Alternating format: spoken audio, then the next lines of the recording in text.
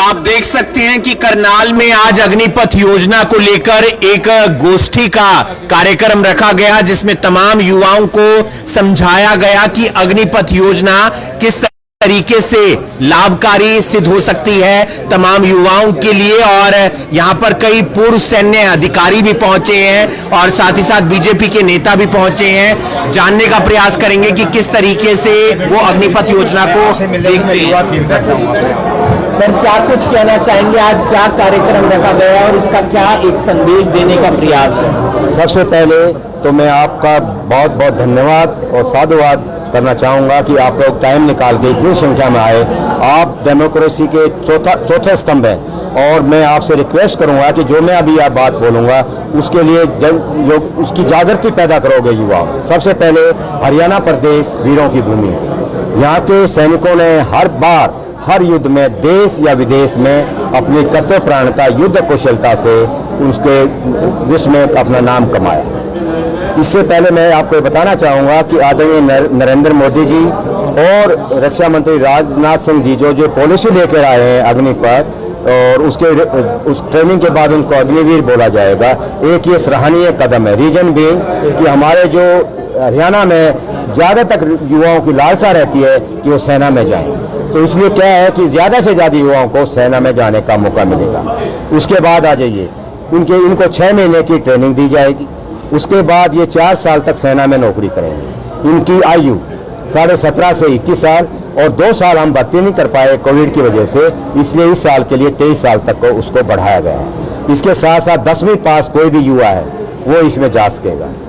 जो भी ये ट्रेनिंग करने के बाद जब 4 साल के नज़दीक पहुँचेगी इनकी ट्रेनिंग और सर्विस, तो इनसे विलिंगनेस या अनविलिंगनेस मांगा जाएगा कि भाई आप फर्दर सेना में नौकरी करना चाहते हैं या नहीं, क्योंकि सेना में वॉलंटियरली नौकरी होती है, कोई प्रेशर से या कोई नहीं होती। तो उसमें क्या होगा, जो विलिंग होंगे उनमें से 25% को सेना में रखा जाएगा। उसके साथ क्या होगा कि मैं आपको बताना चाहता हूं कि सेना में मेरिट के हिसाब से उनको रखा जाएगा और उनको वही सुविधा होंगी जो कि बाकी सैनिक को होती हैं, जैसे travelling allowance, ration, dress, hardship allowance, risk allowance, ठीक है, मेडिकल फैसिलिटी, CHD सभी दी जाएंगी जो बाकी सैनिक को दी जाती सारी लागू। इसके साथ साथ अगर ये शहीद हो जाते हैं इनमें से कोई नौकरी के दौरान, 1 करोड़ रुपए इसको देगी अपनी केंद्र सरकार। 50 लाख रुपए माननीय मनोहर लाल जी की सरकार देगी इनको। उसके बाद अगर इनका इंश्योरेंस कराया जाएगा 38 लाख। आमतौर पर आपको पता है जब इंश्योरेंस कराते हैं तो इंस्टॉलमेंट देनी होती है, इनको कोई इंस्टॉलमेंट नहीं देनी पड़ेगी। उसके साथ अगर इनको चोट लग जाती है सेना में, अगर 100% है तो इनको 44 लाख रुपए की सहायता दी जाएगी, आर्थिक सहायता। अगर 75% है तो 25 लाख रुपए की, अगर 50% है तो 15 लाख रुपए की सहायता दी जाएगी। सर, क्या कोई प्लान नहीं होता है क्या? मतलब कोई भी आप कानून लेकर आते हैं तो उसके विरोध में कोई ना कोई बैठा होता है। कृषि कानून आया तो विरोध, अग्निपथ योजना आई तो विरोध। आप लोग समझाने में नाकाम क्यों साबित हो जाते हैं? मैं भाई साहब इस चीज़ से लिए मैं आपको सहमत नहीं हूँ। पहली बात तो ये है कि ये कानून नहीं है, ये एक पॉलिसी है। जो भी है नहीं, पॉलिसी हमेशा रिव्यू होती रहती है, फीडबैक ली जाती है, और मेरा ऐसा मानना है ये 25 की बजाय इसको बढ़ाया जाएगा जो भी फीडबैक आएगी उसके मुताबिक। दूसरा, क्या हम युवा आर्मी रखना चाहते हैं? क्या किसान मोर्चे की मैं बात नहीं करूँगा, मैं इस अपने सब्जेक्ट पे रहूँगा। क्या होता है कि हम युवा आर्मी रखना चाहते हैं। 1989 में शेखर गुप्ता जी को आप जानते होंगे, बड़े मशहूर पत्रकार है। उन्होंने टाइम्स ऑफ इंडिया में लिखा था कि हमारी जो आर्मी है बूढ़ी आर्मी है, इसको युवा आर्मी बनाने की जरूरत है। उसके बाद कारगिल वार हुआ, कारगिल कमेटी बनी, उसकी रिकमेंडेशन आई भाई हमारे पास युवा आर्मी होनी चाहिए। हमें अभी एवरेज आयु है 32 वर्ष है। बाकी विदेशों की जो आर्मी है उनकी 24-26 साल से किसी की ज़्यादा नहीं है। तो इसलिए हम इसको नीचे ला रहे हैं, युवा आर्मी बना रहे हैं। इससे युवाओं को फायदा होगा, सेना को फायदा होगा और देश को भी फायदा। रखे जाएंगे, लेकिन सरकार कह रही है सभी रखे जाएंगे 4 साल के बाद। नहीं, सरकार ने अभी तक ऐसा कुछ नहीं। क्या आप मानते हैं ये बात कि इस समय जो भारतीय सेना है वो बूढ़ी है, वो जवान पाकिस्तान से लड़ने के लिए सक्षम नहीं है? हमारी सेना हमेशा सक्षम है, लेकिन क्या करते हैं, जो हमारी अप्रिपेयर्डनेस है उसको हमेशा आला दर्जे की बनाना चाहते हैं। ठीक है, जैसे कारगिल वार हुआ और पहाड़ों पर चढ़ने में दिक्कत आई, अगर कोई 45 साल का आप पहाड़ों में जाए तो चढ़ने में दिक्कत आएगी। 26 साल का बच्चा फटाफट चढ़ जाएगा, ये तो आप मानेंगे। क्या हुआ, हमने शुरू में मोदी जी ने क्या किया, जो अफसर है कमांडिंग अफसर, पहले वो 22 साल में कमांडिंग अफसर बनते थे, अब वो 14 साल में बन रहे हैं। तो कितनी एज कम होगी, आप देखो, अफसर युवा हो गए। इसके साथ साथ अभी हम जवानों को भी युवा करना चाह रहे हैं। ये है मेरा। आपका शुभ नाम? कर्नल राजेंद्र सिंह सुहाग मेरा नाम है, और मैं प्रदेश के जो पूर्व सैनिक हैं प्रकोष्ठ, उसका संयोजक। उसके बाद नेक्स्ट आ जाइए। कुछ लोग एक दो बार मेरे को और बोलने का मौका दोगे तो आप क्वेश्चन पूछो, उसके बाद मैं सर विरोध क्यों है? बड़ा मैं बताऊंगा विरोध क्यों है।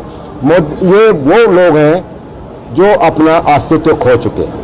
विरोध की, जैसे भाई साहब ने बात की, एयर स्ट्राइक पे विरोध हुआ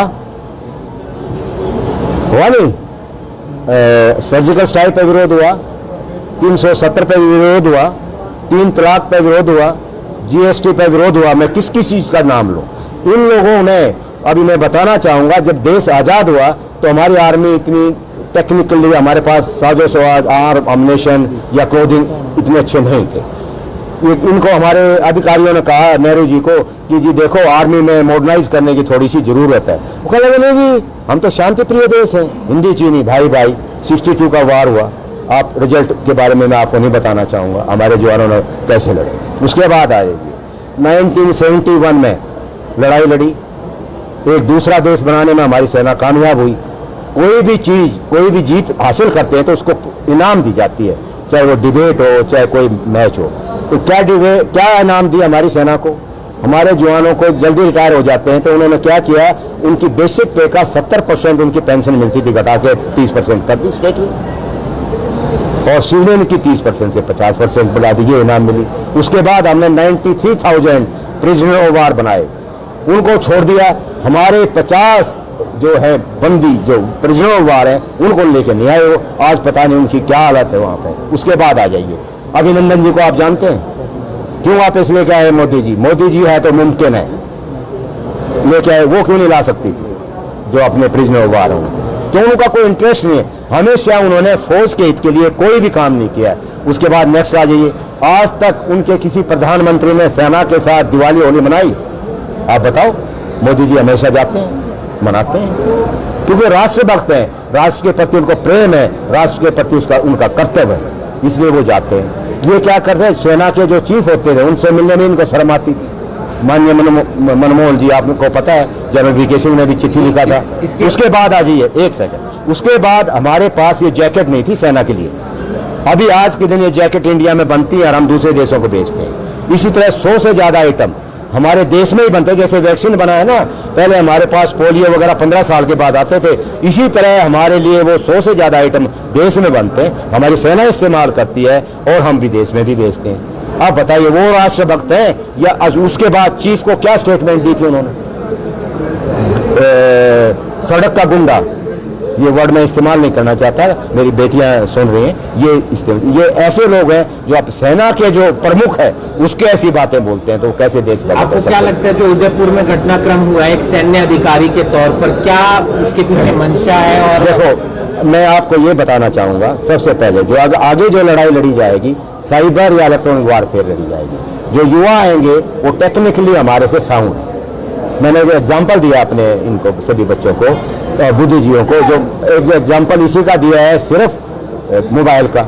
हम लोग तो व्हाट्सएप या कॉल कर लेते हैं, लेकिन ये गूगल पे जाएंगे, ये सर्च करते, मतलब दे आर टेक्निकली साउंड। आप मेरे को ये बताइए, 17.5 साल के बच्चे को कोई देश या विदेश में कोई नौकरी मिलती है?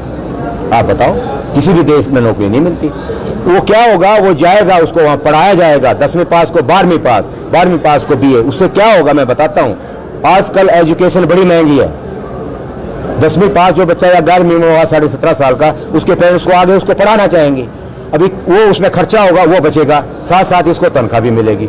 जब ये फौज से आएंगे तो इनको है तकरीबन 25 लाख रुपए होंगे। आप मेरे को बता दो, 21 साल के बच्चे के पास, किसके पास 25 लाख रुपए? की उम्र भी निकल जाएगी। मैं उस पर आऊँगा बेटे, उसका भी जवाब दूंगा। ये जो उम्र क्यों रखी है ऐसी? अभी तो 23 इस साल के लिए, बाकी 17.5 से 21 रखी। कारण है इनको CAPF जैसे ITBP, BSF, CISF, इनके बारे में आप जानते हो, NSG, SSB, सभी में इनको 10% रिजर्वेशन होगा। आप सुनो बेटे, क्या होगा कि 21 साल इसलिए रखी है, ये सेना से आने के बाद वो एज जो सीआरपीएफ और बीएसएफ की एज है वो इनके लिए उसी एज लिमिट में ये रहेंगे, वो सेना में जा सकते हैं। दूसरा, सेना में है बड़ा, अब जो अधिकारी हैं अपने बच्चे से ज़्यादा इनका ध्यान रखते हैं। मैं आपको बताना चाहूँगा 12वें नंबर पे हमारा आईएएस का एक जवान है, 12वें नंबर आईएएस के एग्जाम अभी जो रिजल्ट आउट हुआ। हम इतना ध्यान, इनमें जो भी टैलेंट वाले उनको हम अफसर बनाने में मदद करते, उनको कोचिज क्लासेस लगाते। उसके बाद मैं आपको बताना चाहूँगा, अभी जैसे मैं झज्जर जिले का रहने वाला हूँ, वहाँ का डीसी कैप्टन साहब है शक्ति सिंह, आप चेक कर सकते हैं। रोहतक में मैं रहता हूँ, वहाँ के डीसी कैप्टन मनोज कुमार है। कुछ दिन पहले मेरे को जाना हुआ चंडीगढ़ सेक्टर 17 में state registrar of farm and society, वहाँ कैप्टन मनोज लोहान मिल गए। मेरा कहने का मतलब ब्राइट फ्यूचर है। जो अग्निवीर है, हर घर में अग्निवीर होगा, अग्निवीर जज भी बनेंगे, वकील भी बनेंगे, और जो शिक्षा में जाना चाहते हैं, जो बीए का सर्टिफिकेट मिला वो बीए करके अच्छे शिक्षक भी बनेंगे, ऐसा मेरा मानना है। देखिए, एक केंद्र सरकार द्वारा एक योजना लागू की गई है अग्निवीर की, उसी को लेकर आज यहाँ एक संगोष्ठी रखी गई थी।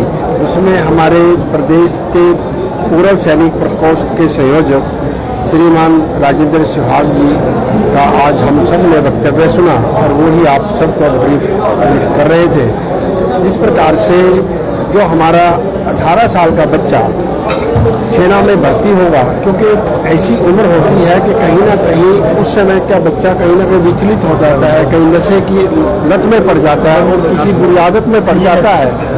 उस यदि 18 साल के बच्चों को रोजगार मिलेगा, ट्रेनिंग मिलेगी, और 6 महीने की ट्रेनिंग के बाद उसको 3.5 साल सेना में काम करेगा, तो सबसे पहला और सबसे बड़ा बेनिफिट उसके जीवन में होने वाला है कि एक अनुशासन जो आएगा, और व्यक्ति के जीवन में अनुशासन का अहम रोल है, और देशभक्ति आएगी।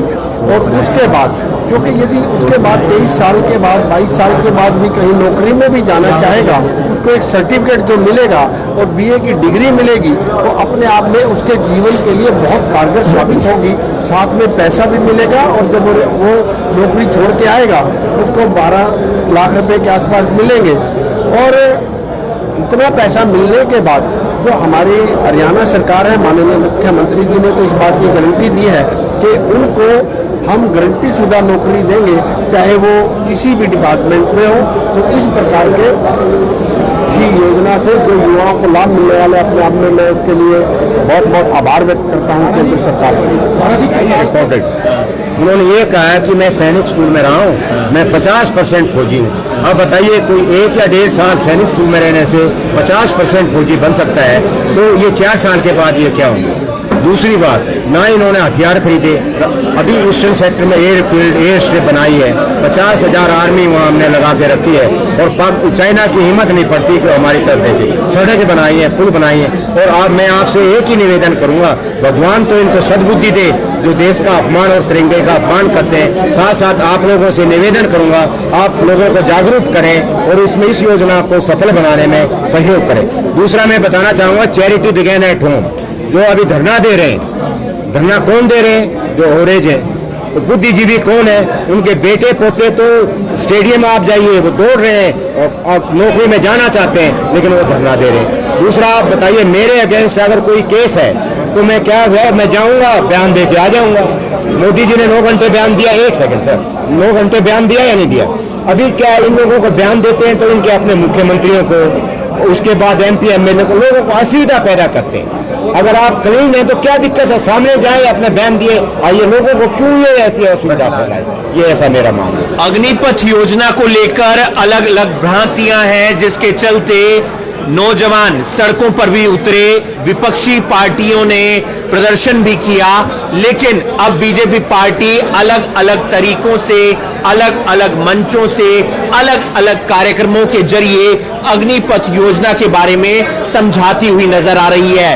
करनाल में आज अग्निपथ योजना को लेकर एक गोष्ठी का कार्यक्रम रखा गया, जहां पर पूर्व सैन्य अधिकारी पहुंचे, युवाओं को संबोधित किया और कहा कि अग्निपथ योजना सरकार की तरफ से जो लाई गई है वो देश के लिए काफी अच्छी है, खासतौर पर युवाओं के लिए उन्हें तमाम फैसिलिटीज भी मिलेंगी और उसके बाद नौकरी भी मिलेगी। तो इस अग्निपथ योजना में तमाम युवाओं को बढ़ चढ़कर हिस्सा लेना चाहिए, साथ ही साथ और लोगों को जागरूक करने की जरूरत है, ना कि प्रदर्शन। इस वीडियो को आप ज्यादा से ज्यादा शेयर कीजिए और बाकी तमाम खबरों के लिए आप जुड़े रहिए करनाल ब्रेकिंग न्यूज के साथ।